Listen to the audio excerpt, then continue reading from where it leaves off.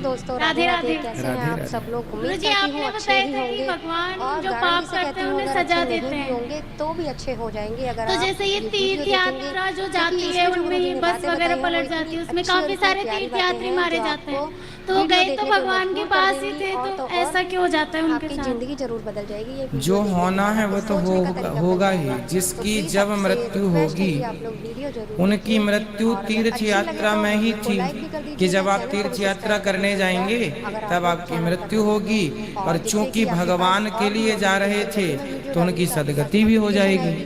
तो तो उनकी प्लीज़ मृत्यु आप लोग होती तो वीडियो है, को पर लाइक उनकी कर दीजिए, सदगति हो इतनी जाती अच्छी है। बातें बताई हैं। और मौत पहले से निश्चित होती है सबकी। और जैसे ये नवरात्रा 9 दिन के होते हैं, उनमें हम तो मतलब दुर्गा माँ का पूजन करते हैं, लेकिन कई जगहों पर मतलब बकरे की बलि चढ़ाई जाती है। तो वो बकरे क्या मतलब? आज ही कक्षा में हमने बताया कि हाँ, वो तो बताया आपने, फिर लेकिन एक चामुंडा माँ हमारे उधर बहुत पूजी जाती है, जिन्हें मतलब बकरे की बलि मतलब जरूरी होता है, वहाँ अनिवार्य होता है ना चढ़ाना। ना, माता जी कभी नहीं बोलती कि हमें बलि दो। जो लोग खाने वाले थे उन्होंने परंपरा बना ली।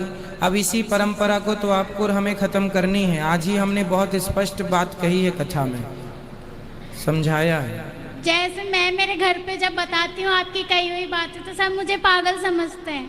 हाँ, अब तो देखो, ऐसा क्यों?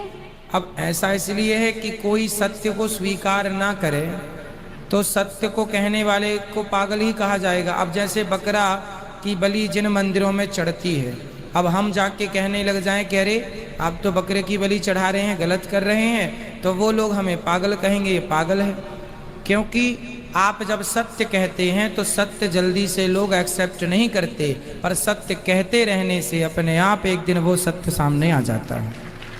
बस ये। और गुरुजी, जैसे मैं आज आई हूँ तो मैं मतलब मेरे घर पे लड़ाई करके आई हूँ, मुझे आने नहीं दिया जा रहा था, तो मैं मेरी मम्मी से लड़ाई करके आ गई और सुबह मतलब बहुत तेज वाली लड़ाई करके आई हूँ मैं। तो भगवान मुझसे नाराज होंगे इसके लिए। तो कहाँ से आए हैं आप? डोसा। तो मम्मी से डिसम डिसम तो नहीं हुआ? नहीं, मम्मी ने मना कर दिया था कि नहीं जाएगी, मैंने बोला नहीं जाऊंगी। चलो मम्मी को बोलना कि कथा वो भी सुना करें। मेरी मम्मी भगवान में विश्वास ही नहीं करती, तो आप कुछ बताइए ना। लेके आना, हम विश्वास वो कराएं। आती ही नहीं है, वो कहीं जाती ही नहीं है, ना हमें जाने देती है। तो क्यों नहीं करती विश्वास? क्या बिगाड़ा है भगवान ने उनका? वो एक्चुअली क्या मतलब 12 साल पहले मेरे मतलब पापा एक्सपायर हो गए थे, तो उसके बाद से उन्होंने भगवान को बिल्कुल ही छोड़ दिया। अरे तो भगवान, लोग तो एक्सपायर होंगे, हम भी जाएंगे, आप भी जाएंगे, सब तो मरेंगे। बोल देना अपनी माँ को। तो वो ऐसे बोलती है, अगर भगवान होते तो इतना बुरा नहीं करते, बच्चों को छोटा छोटा छोड़ के चले गए बच्चे मतलब। उनसे बोलना कि जिस दिन शादी हुई थी उसके दूसरे दिन ही तुम्हें विधवा होना था, पर भगवान की भक्ति कृपा के कारण बच्चे हो गए। पॉजिटिविटी रखना चाहिए। आप ये क्यों नहीं सोचते कि जिस दिन आप शादी हुई थी उसी के दूसरे दिन चला जाता पति, फिर क्या करती? कम से कम बच्चे तो हो गए, कम से कम कुछ दिन तो संग दिया, साथ दिया। तो ये तो प्रकृति का नियम है, आना जाना। पर आपको लोगों को ये नहीं सोचना चाहिए फलाने मर गए, हम भगवान की बड़ी पूजा करते थे तो मर क्यों गए। भाई मरेगा क्या? तुम्हारे बाप दादी नहीं मरे कि तुम नहीं मरोगे? कैसे तैसे करके हमने समझाया, लेकिन 3 महीना पहले मेरी छोटी बहन भी गुजर गई, तो वो और ज्यादा डिप्रेशन में चली गई उससे। डिप्रेशन में जाए चाहे कहीं जाए, जो सत्य है उसे स्वीकार करना पड़ेगा। हंस के करो, रो के करो, आंख खोल के करो, आंख बंद करके करो। आप रोते रहिए, क्या फायदा है अज्ञान में। अब शुतुरमुर्ग नाम का एक पक्षी होता है, वह अपने सामने शिकारी को देखता है तो वो अपनी आंखें बंद कर लेता है। बिल्ली को देखता है, आंखें मूंद लेता है।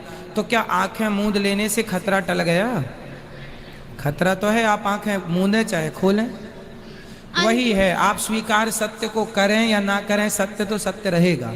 मृत्यु ही संसार का अटल सत्य है। अब आप उसे स्वीकार कर लें, मत करें। अंतिम सवाल मेरा आपसे ये है कि जैसे भगवान होते हैं, अच्छे लोगों के हमेशा साथ देते हैं, तो अभी हमारे मतलब भारत देश में बहुत ज़्यादा मतलब लड़कियों के साथ रेप वगैरह बहुत ज़्यादा हो रहा है। तो वो 1 साल की बच्ची जिसको ठीक से चलना भी नहीं आता, वो बोलना नहीं जानती, तो उसकी कहाँ गलती होती है कि भगवान उसके साथ इतना बुरा कर देते हैं?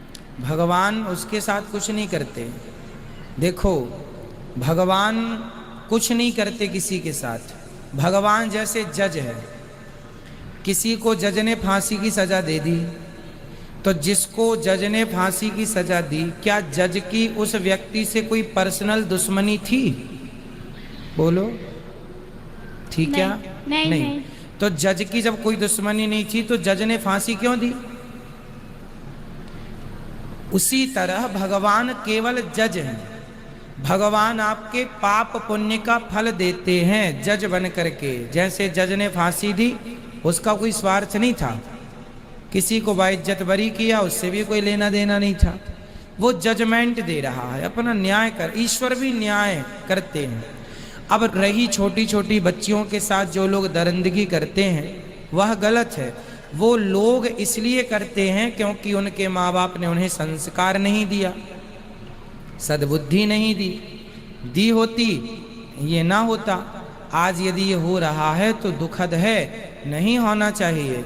पर इसमें हम भगवान को दोषी नहीं दे सकते, दोष कि भगवान करा रहे हैं। भाई भगवान क्यों कराएंगे? भगवान ये थोड़ी कहते हैं कि आप किसी के साथ गलत कीजिए, आपके पास अक्ल है। वो जो छोटी बच्ची है उसके साथ वो क्यों हुआ, वो तो ईश्वर जानते हैं कि क्यों हुआ। द्रौपदी का चीरहरण हुआ, द्रौपदी ने बुलाया, ठाकुर जी आए। भगवान को जब कोई बुलाता है तो आते भी हैं, द्रौपदी बन के कोई बुलाए तो आता है। पर जो हो रहा है ये व्यक्ति अपने कर्म दंड भोग रहा है, इसलिए ईश्वर दोषी नहीं है किसी कार्य में।